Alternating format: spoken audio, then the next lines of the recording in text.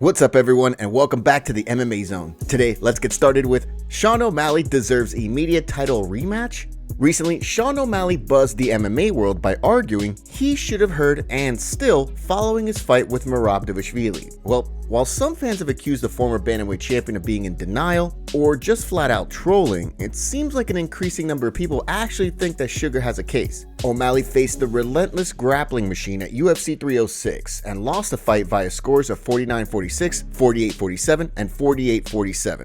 Since Merab scored multiple takedowns in the fight and outscored Sugar by a margin of 214-49, there wasn't too much controversy immediately following the fight. But now, that seems to be changing. In addition to O'Malley's argument that he actually won rounds 1, 3, and 5, Chael Sonnen recently acknowledged that folks need to revisit the fight. Via his YouTube channel, Chael Sonnen noted that other stars who were champions like Israel Adesanya were granted immediate rematches. In addition, Sonnen said this: "Motivation could largely be based upon opportunities, of which I didn't see any at. I only saw him taken away. I'm just sharing, this is what I saw. But now you've got Merab, you've got Nurmagomedov, and you've got Figueiredo, and they can't seem to quite figure it out." Well, there's also a final option that should have come in front of all of them, which is if there's controversy, we look at a rematch. There's controversy. Go see rounds 1, 3, and 5. Watch that without commentating. Come back and tell me you don't see controversy. And YouTube pundit, the MMA Guru, has also posted a video in which he breaks down why he also believes O'Malley should still be sitting in the bantamweight throne. Wait, O'Malley actually kinda got robbed by Merab and I can prove it. Give me a couple hours. It's pretty clear, but there's room for discussion. I can't believe people had this as a domination or even 5-0 or 4-1. Just watched it back. I just proved with detail that Sean O'Malley was robbed by Merab Dvalishvili at UFC 306, showing how he clearly won rounds 1, 3, and 5 by analyzing every single exchange of contact between them frame by frame and grading every moment. Check it out. And as noted, other fans and observers also have a new take on who should have won the fight after rewatching it. Just rewatched O'Malley vs Merab. O'Malley has a solid case for winning rounds 1, 3, and 5. It only felt like a domination because Merab clearly took rounds 2 and 4. People will hate, but if you actually took the time to rewatch the fight, it was closer than a lot of people think. Honestly, it could go either way. Although I think Merab won, I wouldn't be upset if you had Sean winning it. I thought it was closer the whole time I was watching the fight, but then the announcers and judges seemed to think differently. Sean didn't look great, and Merab applied insane pressure and tempo. Best way to solve this, need the rematch.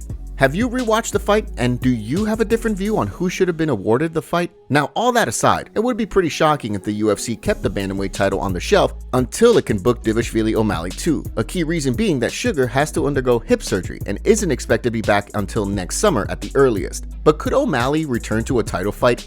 Up next, Jon Jones and Stipe Miocic won't fight Tom Aspinall, according to Daniel Cormier. Tom Aspinall is officially serving as the backup fighter for UFC 309 headliner between Jon Jones and Stipe Miocic. But according to Daniel Cormier, if you think Jones or Miocic will actually fight Aspinall if something happens to one of the heavyweights, he has a bridge to sell you. For months, Aspinall campaigned hard to be the next man to challenge the heavyweight champion Jones, even though all signs pointed to the UFC sticking with Jones Miocic. But now that the legendary heavyweights are booked to fight on November 16th at UFC 309, Aspinall has been tapped as the alternate. Well, during a recent episode of DC and Chael Sonnen's ESPN show, Cormier outlined why he doesn't see either Jones or Miocic fighting Aspinall, if need be. Guess what, Chael? Now you have an opportunity to be let down. So step into my shoes once.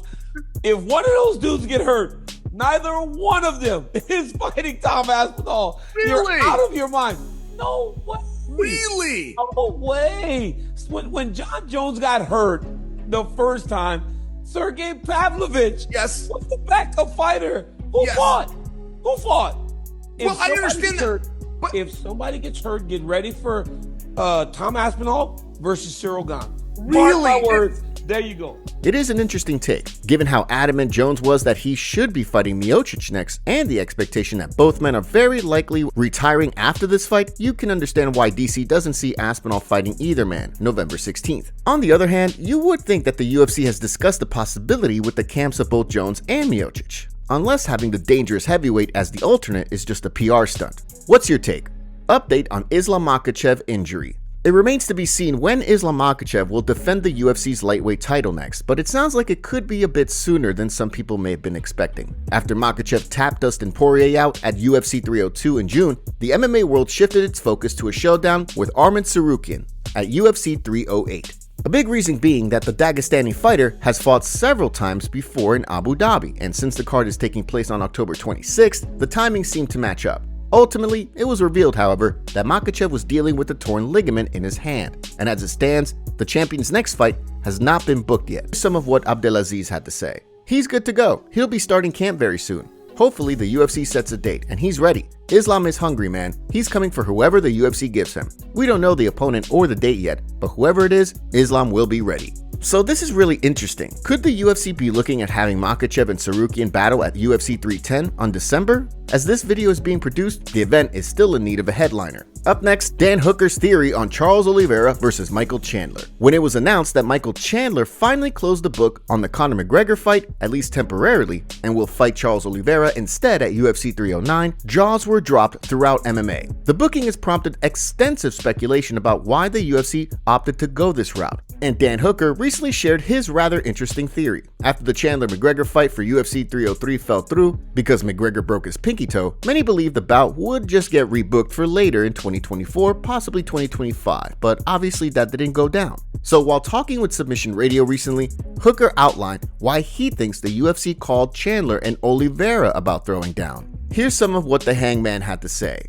Yeah, I still think it's Arman next, and then I feel like it's I can see why the UFC's kind of matching the fights, that they're matching these fights is because they want options, right? Because if there's just one guy that's like head and shoulders next in line for the title and it's set in stone, then obviously negotiating becomes very difficult for them because everyone expects this fight. The pressure's on the UFC to make this fight, so obviously the bloke can ask for a ish ton more money. In addition, the Kiwi contender noted, if the UFC matches a bunch of fights and gets like 3 or 4 contenders and no one's really sure about who's next, then it becomes like just a bit of a bidding war between the fighters. So I get why the UFC is doing it the way they're doing it is because they want as many guys that make sense for the title as they possibly can. So yeah, Chandler gets by him. I win my next fight, then you got 3 guys that have like justification for getting a title shot.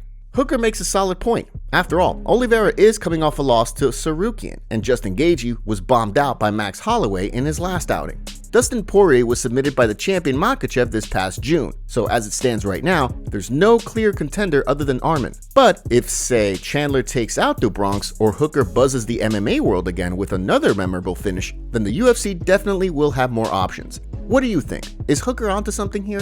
UFC Updates. With the end of 2024 fast approaching, the UFC's matchmakers are still working to finalize the promotion's final events of the year. One of the matchups that has been reported and expected, but wasn't officially announced yet, is a light heavyweight scrap between Anthony Smith and Dominic Reyes. Well, finally, the UFC has confirmed that the contenders will get after it at UFC 310 on December 10th. It's a huge fight for both of them. Smith is coming off a loss to Roman Dolidze, who's been competing at middleweight. So given that Lionheart has lost 3 of his last 5 fights and that he's 36 years old now, he's almost certainly needing a win to stay in the top 15. Reyes, on the other hand, muzzled talk that he's no longer relevant at 205 in his last outing by taking out Dustin Jacoby. The former title challenger had lost 4 straight prior to that victory. In addition, First Round Management is reporting that light heavyweights Zhang Mingyang and Ozzy Diaz will battle at UFC's November 23rd card in Macau, China. Up next, Merab Dvalishvili praises Dana White. Merab Dvalishvili has not always been on the best of terms with Dana White, but recently the new bantamweight champion thanked the UFC president for changing his life. After Dvalishvili ground his way into the bantamweight title picture, the Georgian fighter clearly annoyed White by repeatedly saying he didn't want to fight his buddy Aljamain Sterling.